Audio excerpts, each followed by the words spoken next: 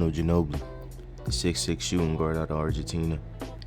Welcome to another installment in our Eye Candy series, where we talk about players' games who gets quickly forgotten or just don't get the recognition they deserve. And a player that fits this criteria has to be Manu Ginobili. A player that played his game his way, methodical, shifty, crafty, and was a dog on both sides of the ball, and bringing the six-man role to newer heights. Yes, I know you got Jamal Crawford, Lou Williams. Yes, they're known for getting buckets off the bench. That's all they're known for. They don't talk about their defense or all the little things. Manu was the ultimate team player and pioneer to this six-man role. Let's get right into it.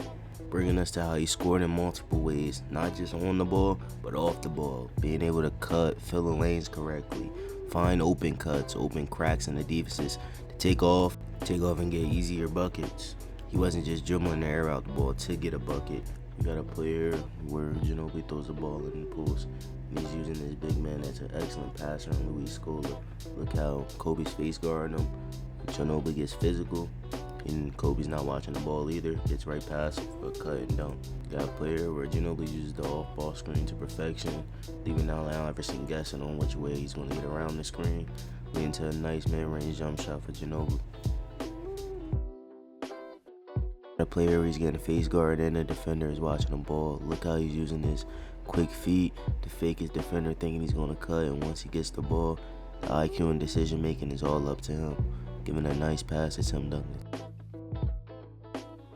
which gets us right into his own ball creation, coming off the screen and roll, being able to make a decision either if he wants to drive, take a mid-range jump shot, a three, or drop a dime. The creativity and IQ showed when he got a switch or a mismatch, just having a mini ISO to go to work. Got a player where he's getting a screen up top on the right. Look how he hits it hard to get to his right hand, and once he gets the big, he hits it with a nice Euro step to draw the foul and get to the line. It's aggressive attacks with little elbows and little bumps, especially when the big is off balance. Look here where he gets the ball, and once he gets a screen, he rejects it and goes straight with a hard drive and punches one on Carlos Boozer. And that's the thing, his movements were all hard, aggressive attacks, somewhat similar to like a D-Wade coming off a screen. The player where Ginobili's getting the screen up top so they can get the switch on Kendrick Perkins. You got Kendrick Perkins dropping and helping a little bit, forcing Thabo to get back on the perimeter guard Ginobili. Ginobili is all instant at that point. He drives in with a late Thabo trying to get there. He hits KD with a Euro step in the corner and gets an and one finish, which leads us right to his creation with the ball, adding with some craftiness, being able to go off instance and just picking what the defense is giving you. Strived in the isolation. It wasn't just screening rolls and trying to get switches. He can get a bucket one-on-one too. Get this counter where he's driving hard left and uses a nice behind the back to get the defender switching and get a foul. Got another player where he has an ISO up top. He gets physical off his first drive, making him lose handle of the ball. But once he gets the ball back, it's ISO time and backward. Boom. One motion to a step back, knock it down for three, too much space. Hand down, man down. Here he gets the ball up top and uses a nice pump fake. When his defender is guessing, he gets a nice hard drive to a spin move and bump for an easy finish. Just beautiful, methodical, playing at his own pace. It's just poetry in motion. Up top, he's not playing with his foot. He's going right to the basket with a straight hard drive to a reverse layup. Which brings us right to his finishing over bigs or even smaller guards, being able to contour his body in different ways or just finish over top of people. Not looking for calls to try to get on the free throw line, but actually just finishing the fucking play and getting you two.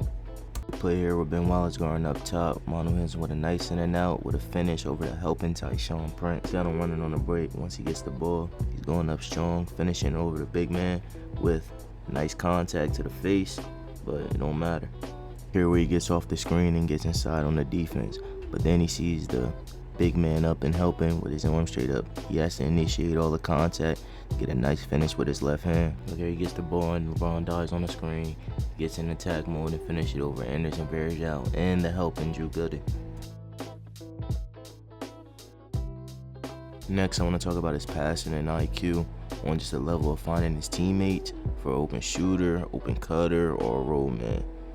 He can dot you with a nice pinpoint pass or get it through the seams with a nice bounce pass. Look at where he runs the screen and roll to perfection. When DeAndre comes up on the screen, there's a nice bounce pass to Tim Duncan for his right hand, just straight off hands. Got the point guard feel when he has the ball in his hands. Look at him pushing it up on the break and looking for his options.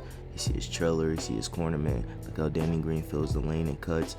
Got a ball waiting for him with a nice bounce pass for him for an easy finish. The quick read and reactions to get his teammates involved is what you love to see. The IQ and intangibles just to make passes that other people couldn't make. Look at a nice bounce pass to a cutting Patty Mills to lead him right to the basket for a finish. This is awareness and looking for his guys. You know, the big men, when they were in the game with him, they loved running the floor because they knew they were going to get the ball back. Next, I want to talk about his defense. Not just doing it on one end of the floor and putting the ball in the basket, but actually giving that want and will to get a stop to another. Look here where his turnover calls on the offense. He's not complaining or crying. He's getting back. And once Tony Parker goes for the charge, he recovers with a nice block and offensive possession. While he was solid on the ball, off the ball, he was great, and his awareness showed. Look here where he was in the help man in the corner, and when KG gets the roll and try to get to easy dunk, he recovers with a nice block. Or here where he's up top, nowhere near the play, and his guy gets beat. Look at the help and gets the sneaky block. It's shit like this that you love. Look at where Melo's got an ISO up top to end the game. Look at Ginobili scrambling. Once he gets inside positioning, he takes the charge. All 280 of the contact, and boom, they get out of Denver with a win, which leads us to his clutch gene. Being able to adapt when it's a minute remaining on a clock, or 40 seconds, or even 3 seconds. But being out there as a six-man shows a lot. Knowing who you are in those situations, knowing you're a bad motherfucker and you can get the job done too, just like the starters. And Ginobili knew that. Here where he's up top and he uses the screen to perfection with a nice hang dribble with Al Horford dropping back a little bit and trying to recover. And he dots him in the eye. A set play for Manu to get the ball up top. Look how he took 2 hard dribbles to his left. Then once he gets cut off, he uses a nice move behind the back to get to his spot. All repetition. Skill, IQ, and will to win. Something we'll probably never see in the league no more. In this game, it's true eye candy.